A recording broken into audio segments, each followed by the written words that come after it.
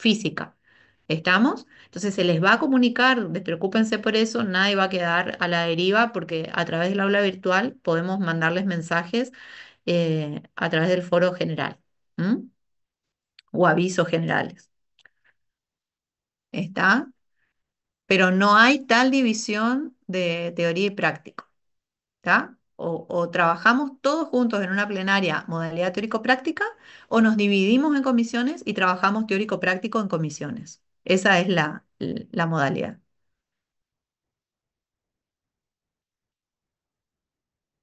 Fíjense que hoy trabajamos con los casos, ¿sí? Estamos por desarrollar la unidad uno, completar el desarrollo que ya iniciamos la clase pasada a través de las actividades que ustedes tienen.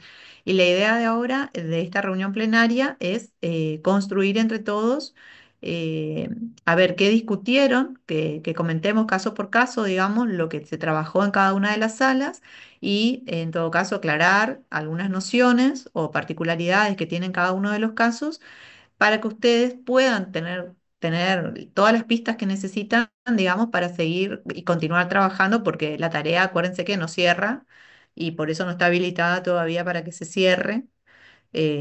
Siguen trabajando con los casos hasta el 26 de agosto, el martes a las 23:59, y la última tarea que tienen, recién la van a ver habilitada a partir del martes de la semana que viene, que es la síntesis en cada comisión para subir el documento final hasta el 28 de agosto al mediodía.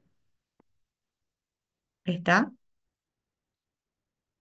Profe, buenas tardes. Una consulta.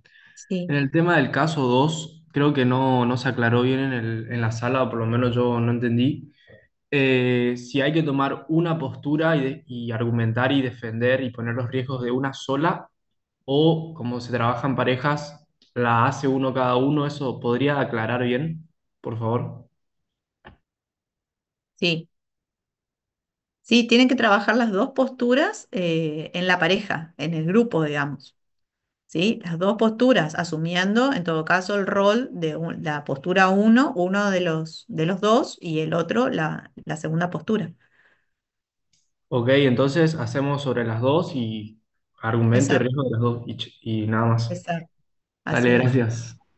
Bueno, de nada, Mónica, Agustín. permitime una aclaración que les hice en el grupo donde estuvimos, en la comisión donde estuvimos. Cuando presenten el trabajo presenta uno solo que es el que va a representar, diríamos, a la dupla, o ahí en determinados casos donde son tres los que participan eh, para, para los casos planteados. Ahí lo que tienen que poner es el nombre de la libreta universitaria de cada uno de la dupla o los tres que participan y a qué comisión corresponden. O sea, comisión uno, contadora Alejandra Reibet, y dentro de eso está la alumna fulana de tal, libreta universitaria tal, alumna tal, libreta universitario tal. Y ahí hacen el desarrollo de justamente lo que les pedía el trabajo, que el trabajo dentro de eso que les pide en todos los casos. Tienen que ustedes redactar el informe. Ese informe grupal es un informe donde van a estar los que componen justamente los que hicieron el trabajo. Pero teniendo en cuenta siempre poner quiénes son con nombre y apellido y libreta universitario y de qué comisión son. Comisión uno, 2, 3, 4, 5, de acuerdo al profesor que les ha tocado a ustedes, que lo indica el SIU. Sí, sí, Marilyn. Lo único que por ahí yo agregaría es que entrega a cada uno, porque si no le va a figurar como incompleta la tarea. ¿Sí? El mismo documento tiene que entregarlo cada Ah, uno bien. dentro de la comisión. Es como que Sí, van, es lo mismo porque trabajaron en dupla, pero eso, no es que lo presente uno solo, exacto. sino que se replica lo mismo pero me parece conveniente, por más que ellos suban individualmente para que quede justamente en el aula virtual que han cumplido con la tarea, pero que si trabajamos, por ejemplo, caso 1, contadora Mónica Cesana Bernasconi con contadora María Balán, las dos vamos a presentar y el texto va a ser exactamente el mismo, pero vamos a consignar que está ella, que estoy yo y que corresponde a la comisión 1 de la contadora Alejandra Reibet. Cosa que Exacto, tengamos exacto. bien definido cómo Sí. armaron y con quién debatieron. Sí, y ahí justamente estoy viendo algo que decía una de las estudiantes, no me acuerdo quién lo había comentado, que sí, efectivamente, en la hoja de práctico que está dentro de la carpeta de las actividades de la unidad uno dice que cierra la tarea, esa tarea del entregable el 22 de agosto, eso porque después se reprogramó y en realidad es el 26 de agosto, ¿sí? Hoy lo decía una compañera. Y ahí está cómo tienen que nombrar el archivo. Pero independientemente de lo que dice ahí, de cómo tienen que nombrar el archivo que van a subir con esa entrega, por ahí la indicación que le da a cada profesor de cada comisión, según como al profesor le resulte más conveniente, lo adaptan, como decís vos, Marilyn, si a vos te resulta más cómodo que nombren el archivo de otra manera, pero ya hay una sugerencia en esta hoja donde están planteados los casos, ya hay una sugerencia de cómo lo tienen que denominar a ese archivo que van a subir mediante el aula virtual, para que dentro de cada comisión, cada profesor tenga identificado quién es el que entregó. Y después adentro del archivo van a mencionar con quién fue la dupla con la que trabajaron. ¿Está?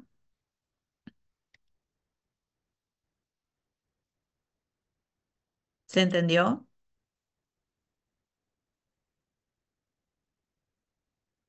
Sí, Bueno, profe. Sí, profe. bueno, vamos al tema de la discusión de los casos. Si les parece, comenzamos por el caso uno.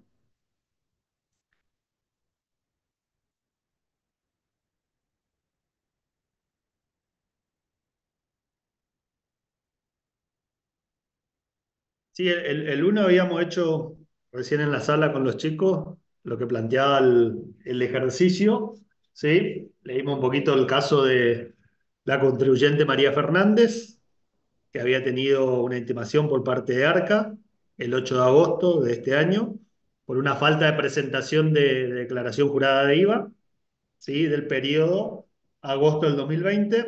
Entonces, en función a eso, habíamos analizado a los chicos tomar dos posturas para que ellos puedan analizar.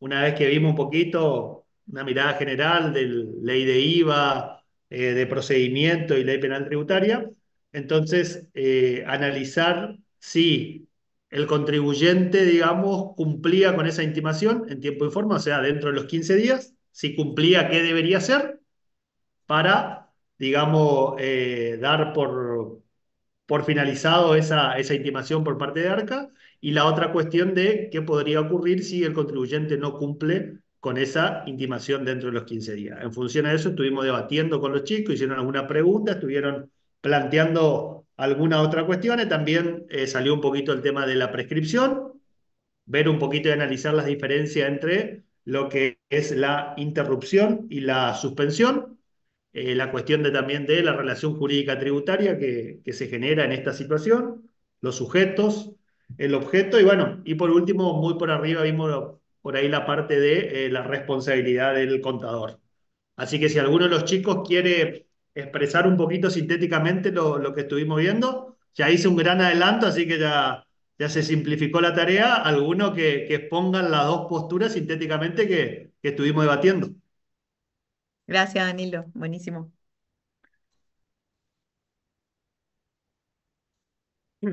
Yo ¿Y quiénes entiendo son los variantes? que los estudiantes están recién entrando en tema.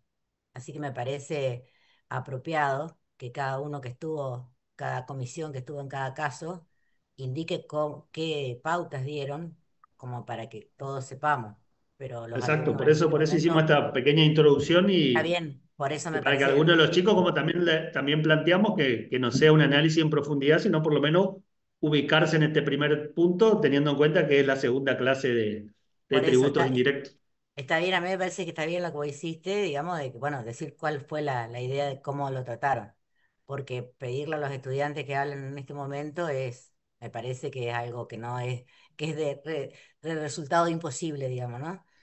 Bueno, pues Así que, Mirá, pensamos nosotros teníamos tres o cuatro valientes ahí que estuvieron, así que de los bien, tres o ¿eh? cuatro, que uno o dos Bien, puedan presentarse, ya es un gran avance, bueno, así está que bien, no nos dejen mal parados los cuatro valientes que tuvimos lo dejo a tu criterio. en el aula más pequeña. Pero ¿Existen bueno, no, todavía o ya se fueron los valientes? capaz que se fueron. no, ¿Quién estuvo pero, en el pero caso bien, los dos? chicos participaron No, mucho, re manejaron la bien. ley, buscaron artículos, podemos aplicar este, podemos aplicar este. No, no, está bien las Así que preguntas, bueno, está esa es la idea de la actividad, que se animen Vamos, para vamos aprender. por la opción uno, vamos por la opción uno, que era la más fácil, la que tenemos claro. ¿Quién puede explicarla? Eh, Pues explico yo Ahí si está.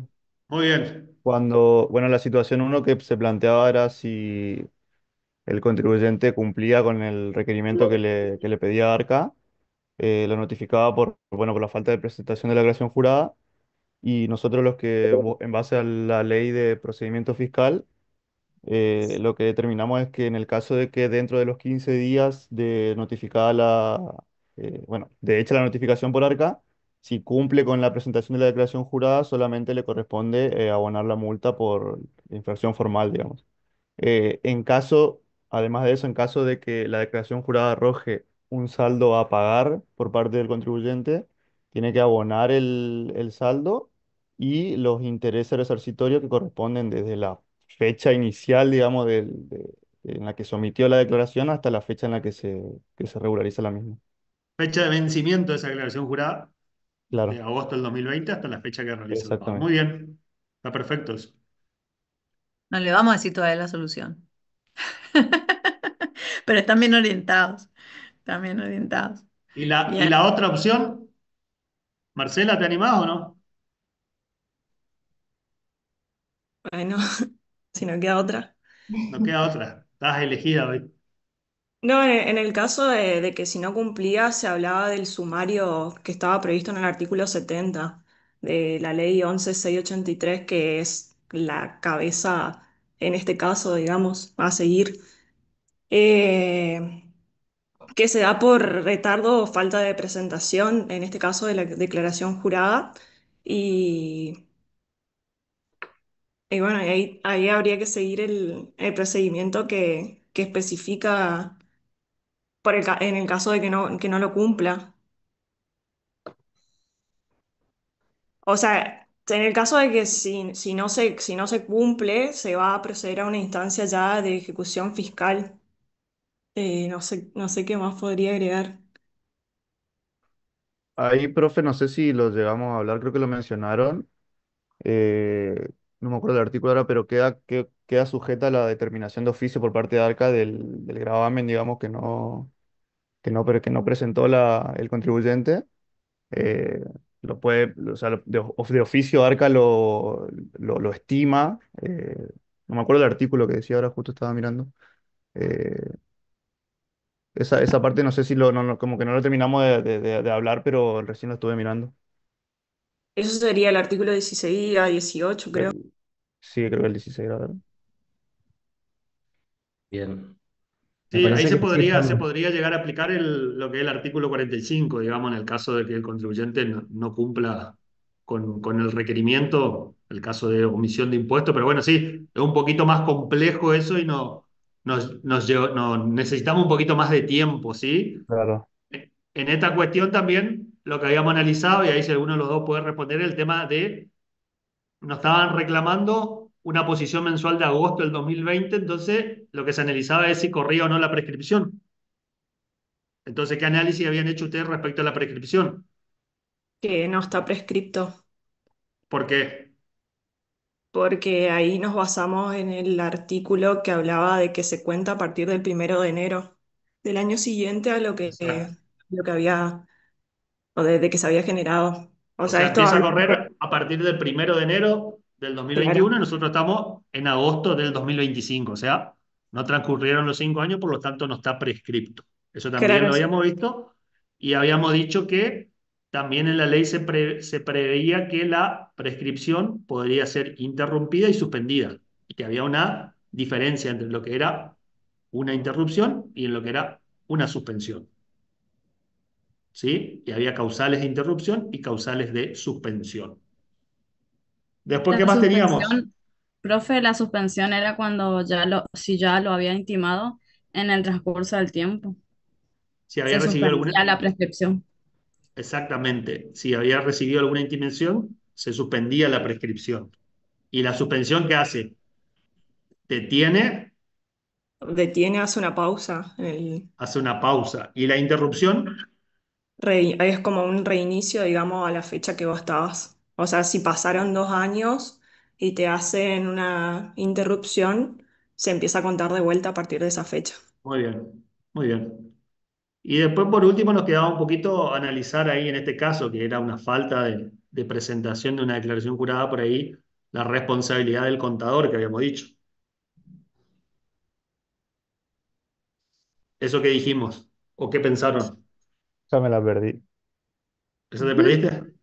Era mucho. La responsabilidad era del contribuyente de presentar las declaraciones juradas de IVA mes a mes. Bien. Y que puede ser que se le haya pasado al contador, no tuvo en cuenta el vencimiento, digamos, aparentemente a primera vista no podemos deducir que esto haya sido planteado por el contador para evadir impuestos o por alguna otra cuestión mayor. Fue por ahí alguna cuestión que no cumplió y que obviamente perjudica al contribuyente, pero no con una intención de cometer algún dolo o alguna cuestión específica. Eso es lo que vimos nosotros con los chicos a grandes rasgos de este punto y son por lo menos lo que le da la base para ellos seguir indagando un poquito más en la ley y después poder armar el informecito escrito y poder levantarlo. Muy Genial. bien. Voy a hacer una aclaración nomás, Danilo, si me permitís. Bueno, Por supuesto. dale. Bueno, simplemente para que lo incorporen, cuando ustedes se encuentran ante una situación similar a esta, antes de ver, digamos, si van a presentar o no, por ejemplo, lo que le está requiriendo el fisco, lo primero que tienen que hacer es justamente hacer esa evaluación de si la obligación que le está requiriendo el fisco se haya o no prescripta, se haya o no extinta por algún motivo. En este caso, le está planteando específicamente el tema de la prescripción, ¿no?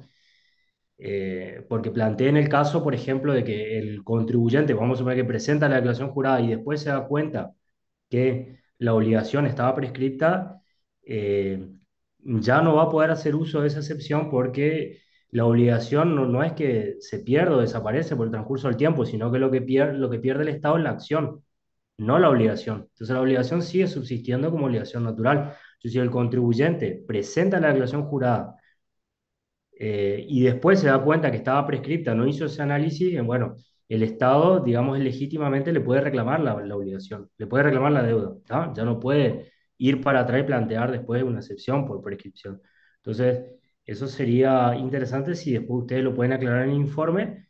Eh, ¿Qué pasa, por ejemplo, si como una opción o como algo alternativo para conocimiento de ustedes, qué pasa si presentaba la declaración jurada y la obligación estaba prescripta, ¿no?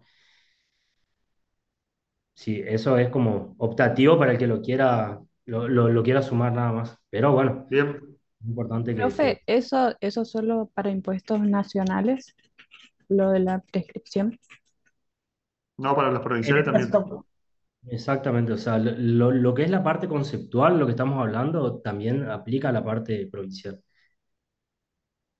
Bueno, gracias. Parece que lo que te está preguntando es si hablan solamente de la prescripción de impuestos nacionales.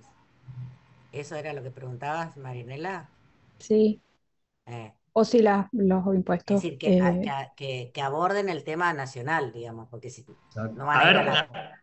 la prescripción se aplica a impuestos nacionales y provinciales. Ahora, el Está tema bien, de la regulación de la prescripción de los impuestos provinciales, vos tenés que analizarlo en el código tributario de cada provincia. Cuando está bien, pero lo versemos, que la pregunta de ella es, cuando hablan, están hablando de una declaración jurada de IVA, están hablando de una prescripción a nivel nacional. No tienen que irse al Código Tributario para hablar de la prescripción a nivel de los impuestos provinciales, porque está específicamente establecido que es sobre IVA, me parece. Sí, está ¿Puede bien. ser que esa fue la idea o no? Sí, sí, esa fue la idea. Sí, porque aparte estamos hablando a nivel de arca, o sea, Claro, en este caso la relación jurídica tributaria se da entre el contribuyente y ARCA. Entonces, exacto, vamos a aplicar las disposiciones nacionales en este caso. exacto, por eso mismo.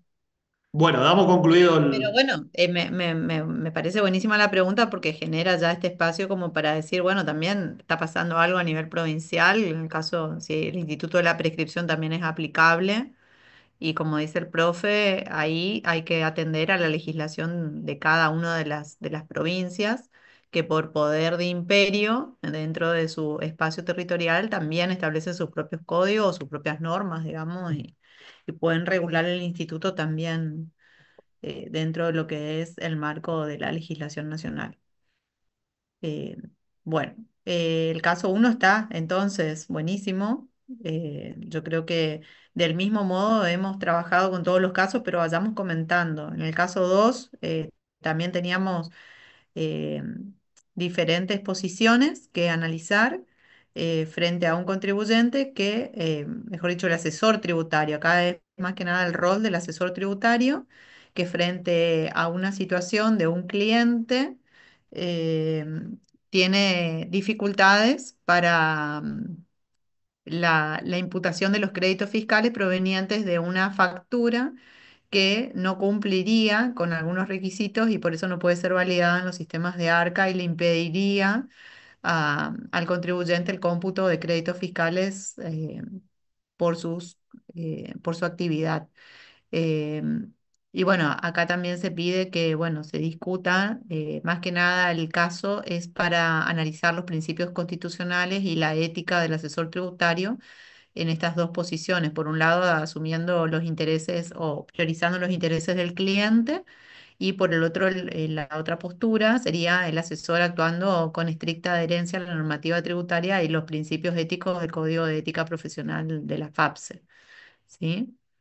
Y bueno, ahí se pusieron en juego, ya comenzamos a recuperar varios de los principios tributarios que aparecen desde la Constitución y veíamos que el mismo principio tributario podía ser también discutido y analizado desde cada una de las posturas, ¿sí? El principio de legalidad, el principio de igualdad, de no confiscatoriedad, fueron apareciendo, digamos, en las discusiones. Y también les dejé la tarea de que analizaran entre ellos allí quiénes podían comentar las diferentes posturas, la postura uno o postura 2 acá en la sala general, así es que bueno, si se animan y están listos, porque también obviamente que requiere de mayor análisis y profundización para después exponer en el foro y en el trabajo final. Eh, Hola, de profe. la, sí, a ver. Ahora que estamos, bueno, yo fui el delegado para hablar de este caso como defensor del contribuyente que se tomó el crédito fiscal. Bueno, lo que estuvimos debatiendo en la sala fueron la transgresión a principalmente dos principios, el de buena fe y el de racionalidad. El de buena fe porque básicamente el incumplidor es el que emitió la factura, porque digamos que el crédito fiscal que se está tomando, el que recibió el débito fiscal que no ingresó previamente. Eh, eh, y el de racionalidad porque el hecho en sí sí ocurrió. O sea, más allá de que el comprobante no cumpla con algún requisito o esté dada de baja la inscripción del emisor de la factura, el hecho que fue la compra, sí, en términos de realidad económica, sí ocurrió. Así que designamos esos dos principios. Por ahí no estuvimos de acuerdo en otros principios, pero bueno, mi compañera, la que va a defender la parte del fisco, por ahí le pueden mencionar esos principios. Ajá, a ver. Profe, agregando un poco a lo que dijo el compañero de lo que es el principio de buena fe, o sea, también estamos hablando de que el contribuyente no es que no se le puede echar la culpa en sí por un error que cometió el que hizo la factura, ¿no? Y dañar el derecho que él tiene, que seguramente le da la ley de IVA, de computarse el IVA. Sí, es del crédito fiscal, digamos. Así que en cualquier caso, si Arca se presentase al asesor o al contribuyente, eh, uno lo que puede hacer es mostrarle nada más que el que se equivocó fue el que hizo la factura, no el que presentó y se computó el IVA. De igual Sí, modo, agrego que en la lectura del caso pudimos ver que o era porque la inscripción estaba inactiva o eso también lo debatimos en la sala, o la factura no cumplía algún requisito formal y ahí pudimos ver bastantes casos en la que la factura no cumplía o que por algún trámite administrativo no estaba activa la inscripción del contribuyente, así que bueno, habría que ver cada caso y plantearlo. ajá. O sea, como argumentos de la postura uno, eh, principalmente el principio de la legalidad, ¿sí? Y ese de la buena fe, ¿de dónde surge? ¿Cómo, profe, le pregunta? Que ustedes hacen referencia ahí al de la buena al principio de la buena fe, Claro. ese de dónde surge. El de, pido Solo la hablo de... palabra para explicar eso. A ver. Nosotros habíamos debatido en la postura 1, en la postura uno, que basándonos en el principio de razonabilidad, el contribuyente no puede ser responsabilizado por incumplimiento de sus proveedores. O sea, era lo que yo había planteado, que el fisco debe perseguir al emisor inválido, no al receptor de buena fe. Y Ah, ahí surgió el principio de buena fe, ah, que o sea, el cliente actuó de buena fe y el que no cumplía con los requisitos legales era el proveedor. ah, Entonces el asesor defendía el derecho del cliente a pagar lo justo y- a pagar lo justo y no más de lo necesario sería. bien. Profe, ahí, y bueno, complementando con el principio de buena fe, quedaría el de no confiscatoriedad justamente por ese motivo. Ahí Ah, sumaríamos ese, para ah, complementar con el de buena fe, porque si no queda como muy suelto. Eso sí, quería no, agregar. eso. Habíamos dicho el de legalidad y el de no confiscatoriedad, Sí, exactamente. por eso. Bien, bien, bien. Bien, fíjense que, bueno, en este caso particularmente les pide, o sea, específicamente les pide que fundamenten con principios constitucionales, pero si alguien quiere y se anima, puede ir un poco más y puede ir al principio de interpretación que está en la ley 11.683 para basarse para resolver este caso. Solamente como adelanto, o sea, nosotros no le vamos a explicar en qué consiste ese principio, pero búsquenlo en la 11.683 que les va a servir para poder fundamentar esa posición sobre todo. ¿Mm? Gracias, profe. Bien, y eso por un lado, y por otro, si pueden incorporar después cuando hagan su informe la norma específica que determina que, bueno, para poder computar el comprobante, necesariamente, digamos, tiene que cumplir con esos requisitos y si no, o sea, normativamente no lo podrían computar. Bueno, si encuentran esa norma, también pónganla y menciónenla. Profe, ¿puede repetir el principio de la ley 11.683 que mencionó? Claro, no, justamente no lo dije al principio porque la idea es que ustedes puedan indagar un poco en la Ah, no, norma y vean, ahí está, en los primeros artículos de la ley 11.683 hay un principio que es justamente el principio de interpretación de las normas tributarias, ¿m? Que les va a servir para este caso. No les pide específicamente, pero porque más que nada apunta a los principios constitucionales, pero es muy importante ese principio, así que estaría bueno que lo Y pongan. lo habíamos deslizado en la clase del otro día que habíamos referido a los principios que se encuentran dentro, los principios tributarios que se encuentran en la ley 11.683. Seguro que se van a acordar.